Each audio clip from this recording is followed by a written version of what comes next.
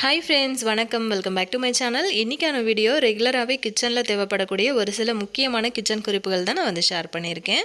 Video skip பண்ணாமல் பாருங்கள். இந்த மாதிரி தேங்காய் நாரெல்லாம் நம்ம தேங்காய் யூஸ் பண்ணினதுக்கப்புறமா அந்த தேங்காய் மூடியோடையே சேர்த்து வீசிடுவோம். ஒரு சிலர் செடிகளுக்கு இதெல்லாம் உரமாக கூட போடுவாங்க. அந்த மாதிரி இருக்கிற இந்த மாதிரி தேங்காய் நார் எடுத்துக்கோங்க. எடுத்துகிட்டு இந்த மாதிரி சின்ன சின்ன பீசஸாக நம்ம அதை பிரித்து விட்டுடலாம்.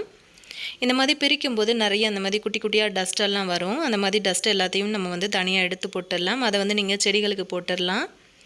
இப்போ அது தனியாக நான் எடுத்து வச்சுட்டேன். இப்போ ஒரு காட்டன் துணி எடுத்திருக்கேன். சுத்தமான ஒரு காட்டன் துணி எடுத்துக்கோங்க.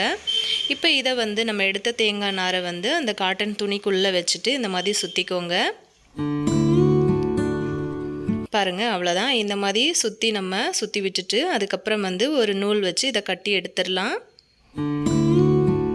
இது கிச்சனில் நமக்கு ரொம்பவே ஒரு யூஸ்ஃபுல்லாக இருக்கக்கூடிய ஒரு பொருள் தான்.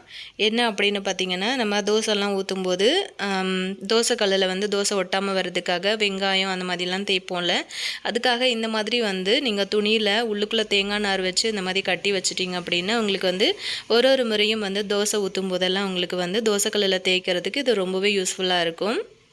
ஃபுல்லாகவே நீங்கள் துணியாக சேர்த்து கட்டுறதை விட இந்த மாதிரி உள்ளுக்குள்ளே தேங்காய் நார் வச்சு நீங்கள் தேய்ச்சி கட்டினீங்க அப்படின்னா உங்களுக்கு எண்ணெயும் உள்ளுக்குள்ளே அப்சர்வ் பண்ணவே பண்ணாது.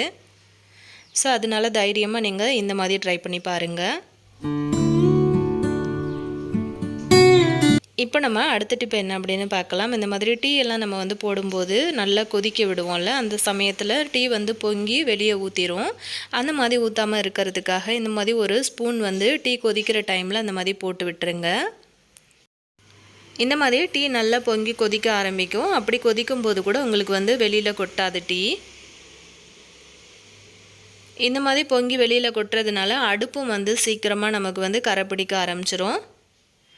ஸோ பாருங்கள், உங்களுக்கு பார்க்கும்போதே தெரியும் அப்படியே மெல்லீஸாக கொதிச்சிட்ருக்கு, வெளியே வரவே இல்லை. ஸோ ட்ரை பண்ணி பாருங்கள். இந்த மாதிரி ஒரு பிளாஸ்டிக் டப்பா நான் எடுத்திருக்கேன். இந்த டப்பாவுக்கு எங்கிட்ட மூடி உடஞ்சி போயிடுச்சு, அதனால நான் எடுத்திருக்கேன். உங்கள்கிட்ட எந்த மாதிரியான பிளாஸ்டிக் டப்பா இருந்தாலும் எடுத்துக்கோங்க. இப்போ இந்த பிளாஸ்டிக் டப்பாவை சூப்பரான ஒரு கிச்சனில் எப்படி ஆர்கனைசராக நம்ம மாற்றுறோம் அப்படிங்கிறத தான் பார்க்க போகிறோம். இப்போ இந்த மாதிரி ஒரு துணி நான் எடுத்திருக்கேன். நீங்கள் துணி ஒட்டுறதா இருந்தாலும் ஒட்டிக்கலாம். அப்படி இல்லைன்னா நீங்கள் ஏதாச்சும் ஒரு கலர் கூட பண்ணிக்கலாம், அதாவது பெயிண்டிங் ஏதாச்சும் கூட பண்ணிக்கலாம்.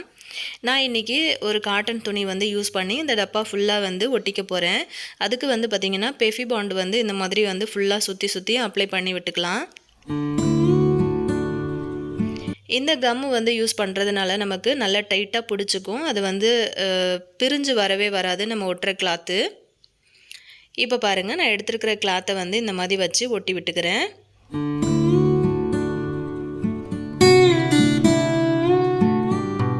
இதை அப்படியே ஃபுல்லாக சுற்றி நம்ம இதை ஒட்டிடலாம். இதை நம்ம கிச்சனில், ஹாலில், அதுக்கப்புறம் துணி காய போடுற இடத்துல அப்படின்ட்டு நிறைய ஆர்கனைசராக இதை நம்ம யூஸ் பண்ணலாம். இப்போ இந்த இடத்துல கொஞ்சமாக கம் போட்டு இதையும் ஒட்டி விட்டுக்கலாம்.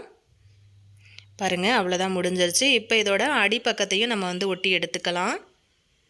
இதுக்கு கட்டுறதுக்காக நான் ஷூவோட லேஸ் இருக்குது பார்த்தீங்களா, அது எடுத்திருக்கேன். அதுதான் எடுக்கணும் அப்படின்னு இல்லை, எந்த விதமான கயிறு இல்லை உள்ள நூல் இருந்துச்சு அப்படின்னா, இல்லைனா சணல், அந்த மாதிரி எது இருந்தாலும் நீங்கள் எடுத்துக்கோங்க. இப்போ பாருங்கள், இதை நம்ம ரெண்டு பக்கமும் கட்டிக்க போகிறோம். நல்லா ஸ்ட்ராங்காக ரெண்டு பக்கமும் முடிச்சு போட்டு விடுங்க.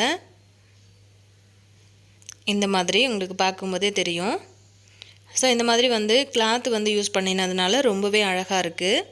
வீட்டில் லேஸ் அந்த மாதிரிலாம் இருந்துச்சு அப்படின்னா நீங்கள் லேஸ் கூட சுற்றி ஒட்டலாம். பார்க்குறதுக்கு இன்னும் செம லுக்காக இருக்கும் உங்களுக்கு. இப்போ நான் ஒன் சைடு கட்டிட்டேன். அதே மாதிரி இந்த பக்கமும் நம்ம கட்டி எடுத்துக்கலாம்.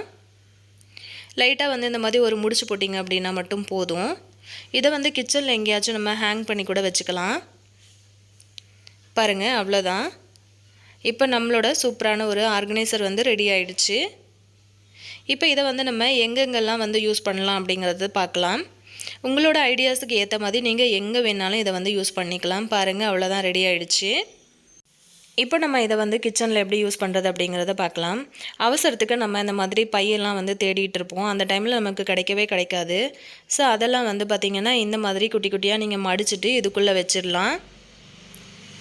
அதுக்கப்புறம் வந்து பார்த்திங்கன்னா இந்த மாதிரி எங்கேயாவது ஒரு ஓரத்தில் ஒரு கிளிப் போட்டுட்டு இதை வந்து மாட்டி விட்டுருங்க. பாருங்கள், அவசரத்துக்கு நம்ம எடுத்து யூஸ் பண்ணுற மாதிரி இருக்கும். பாக்ஸில் அந்த மாதிரி ஒட்டி இருக்கிறதுனால பார்க்க அழகாக இருக்கும். அப்படி இல்லைன்னா துணி காய போடுற இடத்துல இந்த மாதிரி கிளிப்பெல்லாம் வந்து போட்டு வைக்கிறதுக்கு நீங்கள் யூஸ் பண்ணிக்கலாம். அப்படி இல்லைன்னா இந்த மாதிரி கூட யூஸ் பண்ணிக்கலாம். உங்களோட ஐடியாவுக்கு ஏற்ற மாதிரி யூஸ் பண்ணிக்கோங்க. இப்போ நம்ம அடுத்த டிப் என்ன அப்படின்னு பார்க்கலாம். இந்த மாதிரி கொஞ்சம் காஸ்ட்லியான செப்பல்லாம் நம்ம எங்கேயாச்சும் ஃபங்க்ஷன் போகணும் அப்படின்னு சொல்லிட்டு நம்ம இதுக்கு தனியாகவே வந்து யூஸ் பண்ணுவோம். அந்த மாதிரி வந்து யூஸ் பண்ணுற செப்பல்ஸ் எல்லாம் வந்து பார்த்திங்கன்னா கொஞ்சம் நாள் ஆனதும் ஒரு மாதிரி டஸ்ட்டு பிடிச்சிரும். நம்ம என்ன தான் கவரில் போட்டு சுற்றி வச்சுருந்தாலும் அங்கங்கே வந்து டஸ்ட்டு ஒட்டிக்கிட்டு இருக்கும். அந்த மாதிரி ஆகாமல் இருக்கிறதுக்காக ஃபஸ்ட்டு இந்த மாதிரி ஃபுல்லாக தொடச்சி எடுத்துருங்க. ஷாம்பு வந்து தண்ணியில் மிக்ஸ் பண்ணி அதை கூட நீங்கள் இதில் வந்து ஸ்ப்ரே பண்ணிவிட்டு நல்லா துடைச்சி விட்டிங்கன்னா இன்னுமே நல்லா பளபளன்னு உங்களுக்கு பளிச்சுன்னு இருக்கும் இந்த செப்பல். ஸோ நான் இந்த மாதிரி ஃபுல்லாகவே வந்து தொடச்சி எடுத்துக்கிட்டேன். இப்போ நம்ம இதை எப்படி வந்து அரேஞ்ச் பண்ணி வைக்கிறதுன்னு பார்க்கலாம். வீட்டில் இருக்கிற இந்த மாதிரி பழைய சாக்ஸ் வந்து எடுத்துக்கோங்க. இப்போ இந்த சாக்ஸ்க்குள்ளே வந்து நம்ம இதை வந்து போட்டுடலாம். ஏன்னா இது நம்ம வந்து ரெகுலராக யூஸ் பண்ண போகிறது கிடையாது. எங்கேயாச்சும் ஒரு ஃபங்க்ஷன் அந்த மாதிரி போகும்போது தான் நம்ம போடுறோம் அப்படின்னா தாராளமாக நீங்கள் இந்த மாதிரி கூட வந்து ஆர்கனைஸ்டாக வந்து இதை எடுத்து வைக்கலாம். இப்போ பாருங்கள், இப்படி நீங்கள் வைக்கும்போது உங்களுக்கு எந்த விதமான டஸ்ட்டும் அந்த செப்பலில் வந்து படவே படாது.